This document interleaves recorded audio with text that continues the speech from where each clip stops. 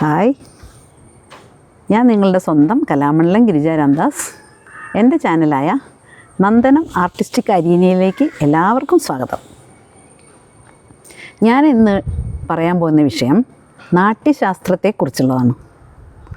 1000 വർഷങ്ങളോളം പഴക്കമുള്ളതാണെന്ന് അവകാശപ്പെടാവുന്നതാണത്രേ നമ്മുടെ ഭാരതീയ സംസ്കാരം. ഇത്രയും ദീർഘകാലത്തെ സാംസ്കാരിക ജീവിതത്തിലൂടെ നമുക്ക് ലഭിച്ച പല വിഷയങ്ങളിലും ഒന്നാണ് അഭിനയശാസ്ത്രം.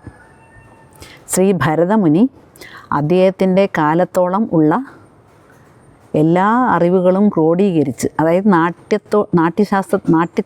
നാട്യത്തിലുള്ള എല്ലാ അറിവുകളും ക്രോഡീകരിച്ച് അദ്ദേഹവും പുതിയ അറിവുകൾ കണ്ടുപിടിച്ച് എല്ലാം കൂടി കൂട്ടിച്ചേർത്തുണ്ടാക്കിയതാണത്രേ ലോകോത്തര പ്രസിദ്ധമായ ഇന്നത്തെ നാട്യശാസ്ത്രം.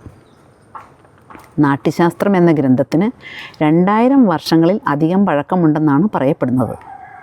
നാട്യശാസ്ത്രത്തിന് നാട്യസൂത്രം എന്ന മറ്റൊരു പേര് കൂടി ഉണ്ടത്രേ. ശ്രീ പരമശിവൻ നേരിട്ടാണ് താണ്ടു മഹർഷിക്ക് നാട്യം പറഞ്ഞു കൊടുത്തത് എന്നാണ് പുരാണ ഗ്രന്ഥങ്ങളിൽ പറയപ്പെടുന്നത്.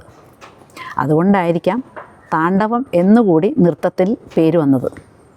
താണ്ടു മഹർഷി പിന്നീട് ഭരതമുനി പിന്നീട് അവരുടെ മക്കൾക്കും ശിഷ്യഗണങ്ങൾക്കും പറഞ്ഞു കൊടുത്ത് ഇന്നത്തെ തലമുറയ്ക്ക് വരെ നൃത്തം പഠിക്കാനും പഠിപ്പിക്കാനുമുള്ള അവസരമുണ്ടായി. ശിവൻ്റെ നൃത്തത്തിന് ശിവതാണ്ഡവം എന്നുകൂടി ഒരു പേരുണ്ട്. എല്ലാവർക്കും നന്ദി, നമസ്കാരം.